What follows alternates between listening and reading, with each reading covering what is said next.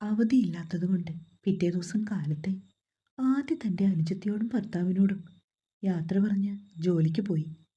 ഷീലയും മണിക്കുട്ടിയും ധനേഷിനെയും കൂട്ടിക്കൊണ്ട് അടുത്തുള്ള അവരുടെ ബന്ധുവീടുകളിലൊക്കെ പോയി. പ്രിയയെ വിളിച്ചെങ്കിലും അവൾ പോകാൻ കൂട്ടാക്കിയില്ല. ഒന്നാമത് ആ വല്യച്ഛൻ്റെ വീട്ടിലേക്കാണ് പോകുന്നത്. അയാൾക്കാണെങ്കിൽ പ്രിയെ കണ്ണെടുത്താൽ കണ്ടൂടാ. എന്തെങ്കിലുമൊക്കെ പറഞ്ഞ് കുത്തി നോവിച്ചേ വിടൂ. അതുകൊണ്ട് പ്രിയ മാക്സിമം അവിടേക്ക് പോകാറില്ല. കാര്യങ്ങളൊക്കെ അറിയാവുന്നതുകൊണ്ട് ഷീലാമ്മ അത്ര കണ്ട് നിർബന്ധിച്ചതുമില്ലെന്ന് വേണം പറയാൻ. അവർ പോയ ശേഷം പ്രിയ ഫോണെടുത്ത് അച്ഛൻ്റെ വിവരങ്ങൾ തിരക്കിക്കൊണ്ട് ഹോസ്പിറ്റലിലേക്ക് വിളിച്ചിരുന്നു. അവളുടെ പരിചയത്തിലുള്ള നഴ്സിനെ. മോളെ, കുഴപ്പമില്ലടാ, ചിലപ്പോൾ നാളെ ഡിസ്ചാർജ് ചെയ്യും. അതെയോ? അച്ഛൻ ഓക്കെ ആയോ ചേച്ചി? പ്രിയയ്ക്കത് കേട്ടതും സന്തോഷമായി. പിന്നില്ലേ, അച്ഛന് യാതൊരു കുഴപ്പമില്ല. ആള് പഴയതിലും ഉഷാറായി. ഓ, അത് കേട്ടാ മതി. അതല്ലേ ഞാൻ ഇന്നലെയും പറഞ്ഞത്. സുരേഷ് ഏട്ടൻ ഇപ്പം എല്ലാം കൊണ്ടും സെറ്റായിന്നേ. ചേച്ചിയോട് സംസാരിച്ച ശേഷം സന്തോഷത്തോടെ അവൾ ഫോൺ വെച്ചു. വീട്ടിലെ ജോലികളൊക്കെ ഏകദേശം കഴിഞ്ഞതുകൊണ്ട് അവൾ പിന്നീട് പഠിക്കുവാൻ വേണ്ടി പോയി. ആ സമയത്ത് ആദ്യം അവൾക്ക് മെസ്സേജ് ഇട്ടിരുന്നു. നീ എന്തെടുക്കുക? ആടിപ്പാടി നടക്കാതെ 4 അക്ഷരം പോയി പഠിക്കണേ. താൻ പഠിച്ചുകൊണ്ടിരിക്കുന്ന സെൽഫി അവൻ അപ്പോൾ തന്നെ അവൾ അയച്ചു കൊടുത്തു. മിടുക്കി, എൻ്റെ കൊച്ച് ഇങ്ങനെ വേണം. കുറേ ഇമോജി സഹിതം അവൻ അവൾക്ക് തിരിച്ചയച്ചു. മണിക്കുട്ടിയും ധനേഷും കൂടി വീട്ടിലെത്തിയപ്പോൾ 2 മണി കഴിഞ്ഞു. ഇത്തിരി നേരം റെസ്റ്റ് എടുത്തിട്ട് വൈകുന്നേരത്തോടെ തിരികെ അവൻ്റെ വീട്ടിലേക്ക് പോവുകയും ചെയ്തു. ഇനി അടുക്കള കാണൽ ചടങ്ങിന് എല്ലാവരും കൂടി വരാമെന്ന് ഷീല മകളോട് പറഞ്ഞു. അതിനു മുന്നേ നേരെ പോലെ ആദ്യം പ്രിയയും വരണമെന്ന് പറഞ്ഞ് അവൾ പ്രത്യേകം ക്ഷണിച്ചു. പിന്നീടുള്ള ഒരാഴ്ച വേഗത്തിൽ കടന്നുപോയി. പ്രിയയുടെ എക്സാം എല്ലാം അവസാനിച്ചപ്പോൾ സത്യത്തിൽ പെണ്ണിന് സമാധാനമായി. ശ്വാസം പോലും അവൾ നേരെ വിട്ടു.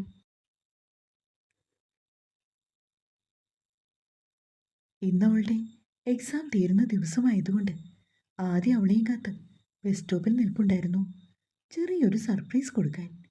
ആദ്യം കണ്ടതും പ്രിയ നിറഞ്ഞ സന്തോഷത്തോടെ അവൻ്റെ അടുത്തേക്ക് ഓടി വന്നു. ഇതെന്തു പറ്റി? വരുന്ന കാര്യമൊന്നും കാലത്തെ പറഞ്ഞില്ലല്ലോ. അവൻ്റെ ബൈക്കിൻ്റെ പിന്നിലേക്ക് കയറിക്കൊണ്ട് പ്രിയ ആദ്യം ചുറ്റിപ്പിടിച്ചു.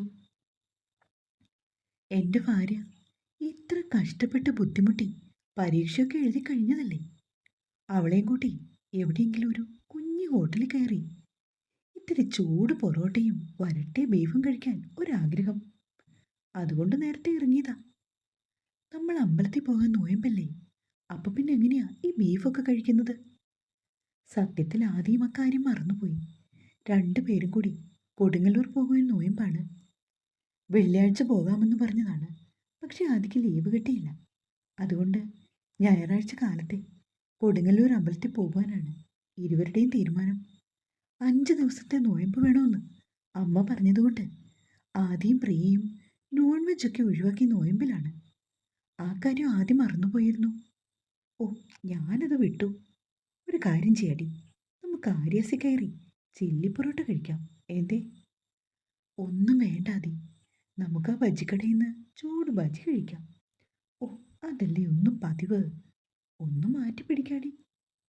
എനിക്ക് സത്യത്തിൽ എങ്ങനെയെങ്കിലും വീട്ടിൽ ചെന്നിട്ട് ഒന്ന് കുളിച്ച് എന്തെങ്കിലും കഴിച്ച് കിടന്നുറങ്ങിയാൽ മാത്രം മതി.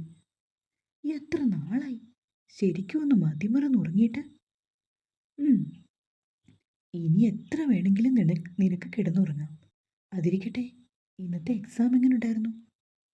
1-2 വിട്ടുകളഞ്ഞോ? എന്നാലും തരക്കേടില്ലായിരുന്നു. അതെന്താ, നീ പഠിച്ചില്ലേ?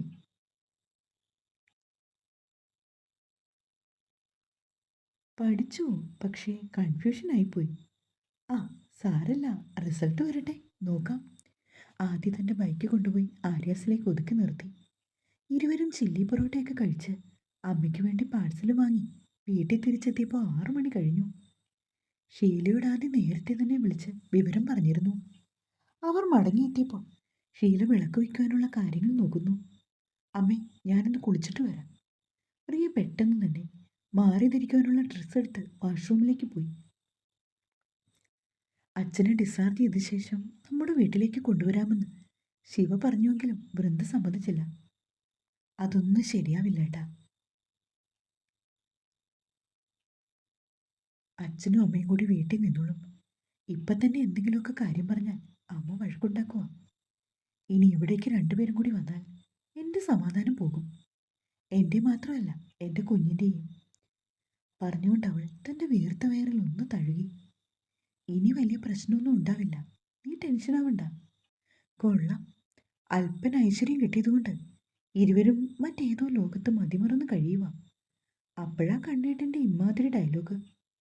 സത്യത്തിൽ അമ്മുക്കുട്ടിയമ്മയും ശ്രീദേവിയും ഒക്കെ പറഞ്ഞിരുന്നു അച്ഛനെ വീട്ടിലേക്ക് കൂട്ടിക്കൊണ്ടുവരാമെന്ന്.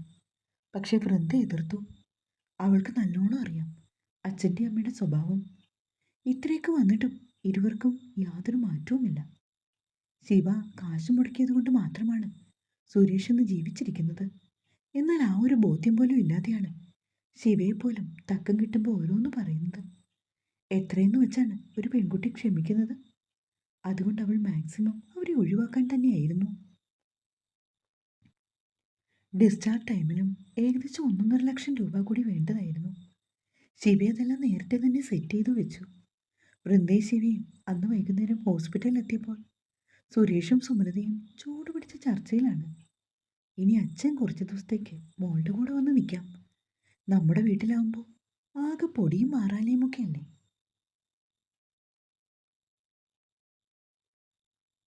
വൃന്ദയെ കണ്ടതും സുമ പറഞ്ഞു, അതൊന്നും ശരിയാവില്ലമ്മേ. ഞാൻ വടക്കേലെ അമ്മിണി ചേച്ചിയെ കൊണ്ട് വീടൊക്കെ വൃത്തിയാക്കിയിരുന്നു. നാളെ അങ്ങോട്ട് പോയാൽ മതി. എടുത്തടിച്ചതുപോലെ മകൾ പറഞ്ഞതും രണ്ടുപേർക്കും ആകെ നാണക്കേടായി. അതെന്താടി, കുറച്ച് ദിവസത്തേക്ക് നിന്റെ വീട്ടിൽ വന്ന് നിന്നാൽ? അച്ഛന് വയ്യാത്തോണ്ടല്ലേ ചോദിച്ചത്? സ്ഥിരതാമസത്തിനൊന്നും അല്ലല്ലോ. 1 മാസം അവിടെ നിന്ന് റെസ്റ്റ് എടുക്കാമെന്ന് കരുതി. അവിടെയാകുമ്പോൾ ആളും പേരുമൊക്കെ ഉണ്ട്. എന്നതെങ്കിലും ഒരാവശ്യം വന്നാൽ ഹോസ്പിറ്റലിൽ പോകാനായി വണ്ടിയുമുണ്ട്.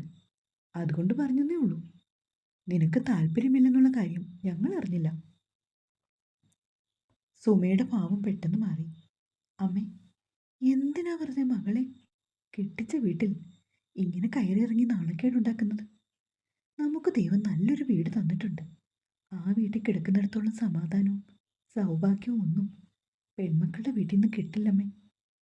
വൃന്ദ ഒന്നുകൂടൊന്ന് വിശദീകരിച്ചു കൊടുത്തു.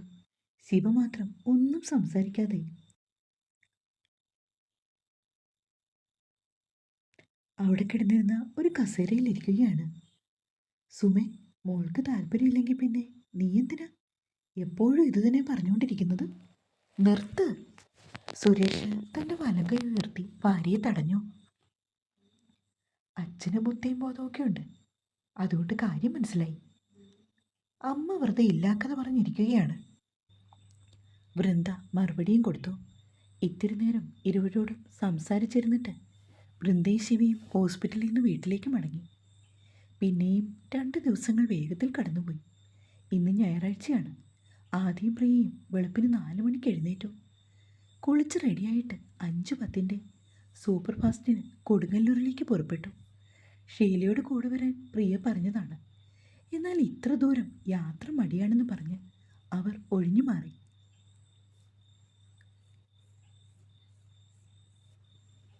മക്കൾ 2 പോയി പ്രാർത്ഥിച്ചിട്ട് വാ. അവൾ വിളിച്ചപ്പോഴൊക്കെ ഷീല പതിവ് പല്ലവി തന്നെയായിരുന്നു. ഒടുവിൽ ആദ്യം പ്രിയയും കൂടി പുറപ്പെട്ടു. 10 മണിയോട് കൂടി അവർ ക്ഷേത്രത്തിൽ എത്തിച്ചേർന്നു. അത്യാവശ്യം നല്ല തിരക്കൊക്കെ ഉണ്ടായിരുന്നു. എന്നാലും ഭഗവതിയെ നല്ലോണം തൊഴുത് പ്രാർത്ഥിക്കുവാൻ ഇരുവർക്കും സാധിച്ചു. താൻ നേർന്ന നേർച്ച ആദ്യം അങ്ങനെ ഭംഗിയായി പൂർത്തീകരിച്ചു. പ്രിയയെ തനിക്ക് ലഭിച്ചതിന് അവൻ ദേവിയോട് ഒരുപാട് നന്ദി പറഞ്ഞു. ആദിക്ക് ഏറ്റവും വിശ്വാസമുള്ള ഒരു ക്ഷേത്രമാണ് കൊടുങ്ങല്ലൂർ ഭഗവതി ക്ഷേത്രം. അവൻ എന്ത് കാര്യം ആഗ്രഹിച്ചാലും ദേവി അത് നടത്തിത്തരുമെന്ന് അവനറിയാം. പ്രിയയും ചേർത്ത് പിടിച്ച് ആ നടക്കൻ നിന്നുകൊണ്ടവൻ മറ്റൊരു നേർച്ച കൂടി നേർന്നു. തൻ്റെ പ്രിയക്കുട്ടിക്ക് ഏറ്റവും ഉത്തമമായ ഒരു ഗവൺമെൻറ് ജോലി ലഭിക്കണമെന്ന്. ഒപ്പം തങ്ങൾക്കൊരു കുഞ്ഞുവാവയും. കുഞ്ഞുവാവയുടെ ആദ്യത്തെ ചോറൂണ് ദേവിയുടെ സാന്നിധ്യത്തിൽ നടത്താമെന്ന് നേർന്ന് അവൻ അവളെയും ചേർത്ത് പിടിച്ചുകൊണ്ട് അമ്പലത്തിൽ നിന്ന് ഇറങ്ങി. രണ്ടാളും മടങ്ങിയെത്തിയപ്പോൾ രാത്രി 9 മണിയായി. അത്രയും ദൂരം യാത്ര ചെയ്തു വന്നതുകൊണ്ട് ഇരുവരും നന്നായി ക്ഷീണിച്ചു.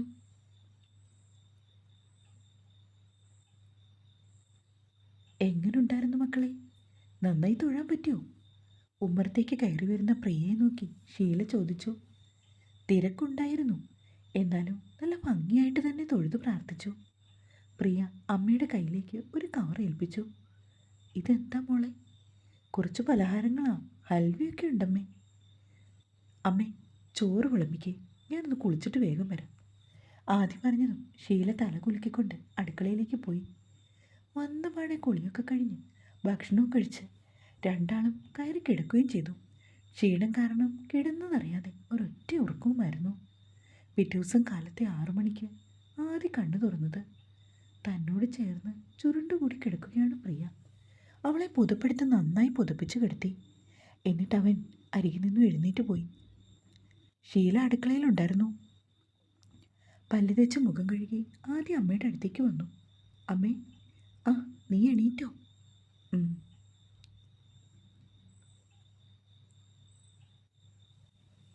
ദിവ്യയെ കൂട്ടിക്കൊണ്ടുവരുന്നത് കുറിപ്പിക്കണ്ടേ? വേണം മോനെ, വ്യാഴാഴ്ച ചെന്ന സമയം നോക്കിക്കാം. മണിക്കുട്ടി ഇന്നലെ വിളിച്ചിരുന്നോ? രണ്ടുപേരും വിളിച്ചു മോനെ. ഷീല അവൻ ഒരു ഗ്ലാസ് കട്ടൻ ചായ പകർന്നെടുത്ത് കൊടുത്തു. അതും കുടിച്ചുകൊണ്ട് അമ്മയും മകനും ഇത്തിരി നേരം ഓരോ നാട്ടുവർത്താനങ്ങളൊക്കെ പറഞ്ഞിരുന്നു. അതിനുശേഷം കുറച്ച് മീൻ വാങ്ങിക്കൊണ്ട് വരാമെന്ന് പറഞ്ഞ് ആദ്യ കവലയ്ക്ക് പോയി. പ്രിയ അപ്പോഴും നല്ല ഉറക്കത്തിൽ തന്നെയാണ്. ആദിക്കൊന്ന് ഡ്യൂട്ടിക്ക് പോകണം, അതുകൊണ്ട് നേരത്തെ മീനൊക്കെ വാങ്ങി അമ്മയെ ഏൽപ്പിച്ചിട്ട് പോകാനാണ്. കവലയിൽ ചെന്നപ്പോൾ ചൂരയും കിളിമീനും ഉണ്ടായിരുന്നു. അത് രണ്ടും വാങ്ങി കുറച്ച് പലചരക്ക് സാധനങ്ങളും മേടിച്ച് അവൻ 8 മണിയോടെ വീട്ടിലെത്തി. പ്രിയ മുറ്റം അടിച്ചു മാറുകയാണ്. ആദിയുടെ ബൈക്കിൻ്റെ ശബ്ദം കേട്ട് അവൾ ഒന്ന് നിവർന്നു. എന്ത് മീനാ കിട്ടിയത്? ആദ്യ ബൈക്ക് നിർത്തിയതും അവൾ അവൻ്റെ അടുത്തേക്ക് വന്നു. ചൂര, പിന്നെ വറക്കാൻ കിളി മേടിച്ചിട്ടുണ്ട് പറഞ്ഞുകൊണ്ട് അവൻ പ്രിയയുടെ കയ്യിലേക്ക് കൊടുത്തു. പ്രിയ മീനുമായി അടുക്കളയിലേക്ക് വന്നപ്പോൾ അമ്മ ദോശ ചുടുന്നുണ്ട്. മീനെല്ലാം ചട്ടിയിലേക്ക് ഇട്ടിട്ട് അവൾ വീണ്ടും മുറ്റമടിച്ച് വാരാനേ ഇറങ്ങി.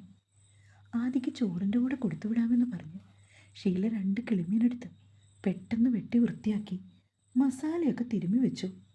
ബീൻസ് വേറെ തോരൻ വെച്ചതും പുളിശ്ശേരിയും മീൻ വറുത്തതും കൂട്ടി ആദിയുടെ ടിഫിൻ ബോക്സ് റെഡിയാക്കി പ്രിയ അടച്ചു. ഈ സമയത്തൊക്കെ ആദ്യ ഒരു കാര്യം ശ്രദ്ധിക്കുന്നുണ്ട്.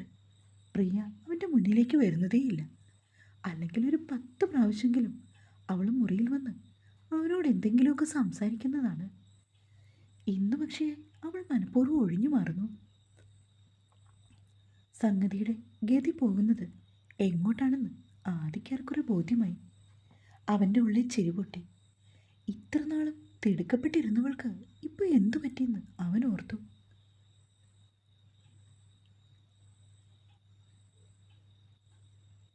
കാപ്പിയൊക്കെ കുടിച്ച ശേഷം ആദ്യം മുറിയിൽ കയറി വന്ന് ഡ്രസ്സ് മാറുവാണ്. പ്രിയയെ അവൻ ഉറക്കം വിളിച്ചതും അവൾ അവൻ്റെ അരികിലേക്ക് വന്നു. എന്താ ആദി? നിന്നെ കാണാനേ ഇല്ലല്ലോ, അതുകൊണ്ട് വിളിച്ചതാ. അവൻ പ്രിയയെ നോക്കി ഇത്തിരി ഗൗരവത്തിൽ പറഞ്ഞു. പെട്ടെന്ന് പെണ്ണിൻ്റെ മുഖം താന്നു. എന്തുപറ്റി? നിനക്കെന്തെങ്കിലും പ്രശ്നമുണ്ടോ? ആദ്യം അവളെ നോക്കി. എനിക്കൊരു പ്രശ്നവുമില്ല, ആദ്യയുടെ തോന്നലാ. അത് ശരി, എൻ്റെ തോന്നലായിരുന്നല്ലേ? എങ്കിൽ കുഴപ്പമില്ല. കണ്ണാടിക്ക് മുമ്പിൽ നിന്ന് മൂടി ചീകിക്കൊണ്ടിരുന്ന ആദി ചേർപ്പ് മേശമേൽ വെച്ചിട്ട് തിരിഞ്ഞു വന്ന് പ്രിയയെ തൻ്റെ നെഞ്ചോട് ചേർത്തു. പെട്ടെന്നുള്ള അവൻ്റെ പ്രവൃത്തിയിൽ പെണ്ണൊന്നും അല്ലാതെയായി. ആദി, അമ്മ അപ്പുറത്തുണ്ട്, മാറ്. അവൾ കിടന്നു കുതറി. അതിനെന്താ, അമ്മയോട് നിന്നോട്ടെ, നമ്മൾ നമ്മുടെ മുറിയിലല്ലേ? അവളുടെ കാതിലേക്ക് മുഖം അടുപ്പിച്ചുകൊണ്ട് അവൻ പറഞ്ഞു. ഒപ്പം അവളുടെ കവിളിൽ ഒന്ന് ചെറുതായി കടിച്ചു. പ്രിയയാണെങ്കിൽ തരിച്ചു നിന്നുപോയി. പെട്ടെന്ന് അവൾ അവനെ തള്ളി മാറ്റിക്കൊണ്ട് നിന്ന് കിതയ്ക്കുകയാണ്. ആദി, വിളച്ചിൽ കൂടുന്നുണ്ട് കേട്ടോ, എനിക്കിത് എന്തിൻ്റെ സൂക്കേടാ? അവൾ കണ്ണുരുട്ടിയതും ആദി പിന്നെയും ചിരിച്ചു. അതേ, നീ പേടിക്കൊന്നും വേണ്ട, നിന്നെ വേദനിപ്പിക്കുകയില്ല. സമാധാനപരമായ രീതിയിൽ ഞാൻ കൈകാര്യം ചെയ്തോളാം. ഒന്ന് സമ്മതിച്ച് തന്നേക്കണം കേട്ടോ. മഴ കാത്തു കഴിയുന്ന മനസ്സിൻ്റെ വേഴാമ്പൽ ഒരു മാരിമുകിലിനെ പ്രണയിച്ചു പോയി. ഒപ്പം അവൻ ചെറുതായി ഒന്ന് മൂളി. ആദ്യം ജോലിക്ക് പോയ ശേഷം ഷീലയും പ്രിയയും കൂടി ഇരുന്ന് ബ്രേക്ക്ഫാസ്റ്റ് കഴിച്ചു. ആ സമയത്ത് മണിക്കുട്ടിയും ദിവ്യയും അമ്മയെ വിളിച്ചു. രണ്ടാളും പ്രിയയോട് വിശേഷങ്ങളൊക്കെ ചോദിച്ചു. ദിവ്യക്ക് ക്ഷീണമാണെന്നും ഹോസ്പിറ്റലിൽ വരെ ഒന്ന് പോവുകയാണെന്നും അവൾ അമ്മയോട് പറഞ്ഞു. എന്താ മോളെ, എന്തു പറ്റി? ഇന്നലെ മുതൽ ഇടയ്ക്കൊക്കെ വയറുവേദനയുണ്ടമ്മേ. തലകർക്കവും ഛർദിയും ഒക്കെ ചെറുതായിട്ടുണ്ട്. ഞാൻ ഡോക്ടറെ ഒന്ന് കണ്ടിട്ട് വരാമെന്ന് ഓർത്തു. രാജീവേട്ടൻ ഇന്ന് ജോലിക്ക് പോയതുമില്ല. നീ എപ്പോഴാണ് ആശുപത്രിയിൽ പോകുന്നേ? ഞാനും കൂടി വരാം. വേണ്ടമ്മേ, അതിൻ്റെ ആവശ്യമൊന്നുമില്ല. ഞങ്ങളൊന്ന് ചെക്കപ്പിന് പോകുന്നതേ ഉള്ളൂ. വിളിക്കാം, അമ്മ ടെൻഷനൊന്നും ആവണ്ട. വേറെ പ്രത്യേകിച്ച് കുഴപ്പങ്ങളൊന്നുമില്ല. എന്നാലും എനിക്ക് പേടിയാടി. നീ വെച്ചുകൊണ്ടിരിക്കാതെ വേഗം പോകാൻ നോക്ക്. ഷീല ധൃതി കൂട്ടി തുടരും.